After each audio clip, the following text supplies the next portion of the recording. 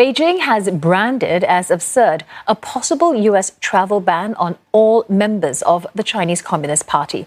The Trump administration is said to be drafting a potential presidential order as friction with China rises. Now, in a moment, the latest live from Washington with Simon Marks. But first, a look at Beijing's displeasure.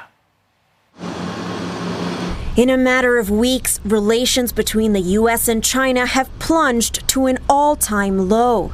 Beijing has hit back amid reports that the U.S. is considering a sweeping travel ban on Chinese Communist Party members.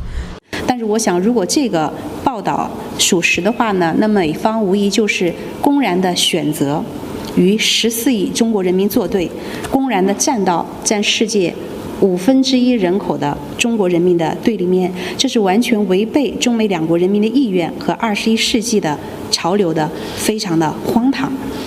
The move would be Washington's toughest action in the ongoing feud with Beijing.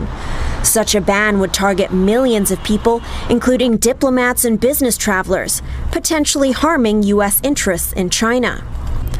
President Donald Trump has been piling pressure on multiple fronts, from China's handling of the COVID-19 outbreak, the national security law it imposed on Hong Kong, as well as its disputed claims in the South China Sea. U.S. Secretary of State Mike Pompeo recently confirmed that the Trump administration is thinking about pushing back against the Chinese Communist Party. He had also earlier mentioned plans for visa restrictions on employees of Chinese tech firms such as Huawei. All right, to Simon Marks, he's in Washington right now. Simon, any details on this potential travel ban? Do you think the move could actually backfire on America? Well, look, I think the first point to emphasize, Glenda, is that we still don't know just how realistic a possibility the imposition of this ban really is. The New York Times, which reported the story initially, based on information it received from 4 officials inside the Trump administration, reported that this had not yet reached the president's desk and certainly had not been approved by him. So there's every possibility that the disclosure of this information and the reaction to it from China has the possibility of at least leading to President Trump to say, you know what, I don't want to do that right now. But he may well go ahead with it. And the newspaper yesterday was reporting here that this would be a ban possibly on leading members of the Chinese Communist Party, possibly broader than that. Or it might simply focus on people with ties to the People's Liberation Army, which is definitely an organization and institution that is absolutely in the crosshairs of the Trump administration at the moment. It's an institution regularly mentioned at the State Department and coming in for criticism at the hands of Secretary of State Mike Pompeo. But I mean, clearly, any kind of travel ban would expect to be met with retaliation, tit-for-tat moves by the Chinese. And that has the possibility of making life extremely difficult for those people,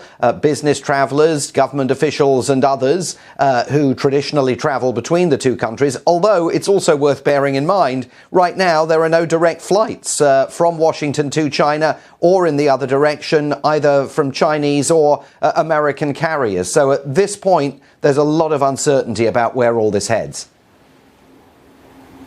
With that in mind, Simon, some are calling this rift between Beijing and Washington a new Cold War. Is there any indication of what Mr. Trump's next move might be?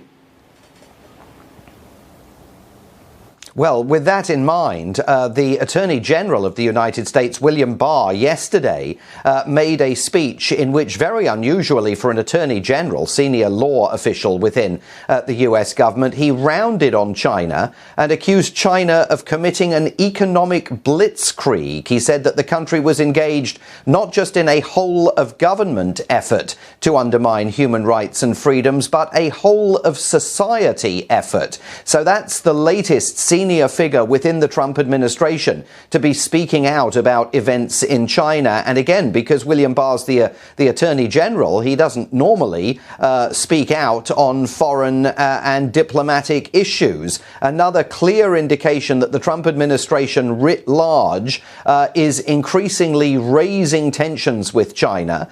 The Secretary of State insisted that dialogue was still taking place at a senior level on a continuing basis between the two countries, even though we know that President Trump and Xi Jinping have not spoken, we believe, since early March. But this is clearly a relationship that is heading into very deep and dangerous waters, especially given the fact that America is now 109 days, I think we are, from the presidential election here, who's counting. And clearly the Trump administration is going to use China as a target as President Trump seeks to secure another 4 years in the White House.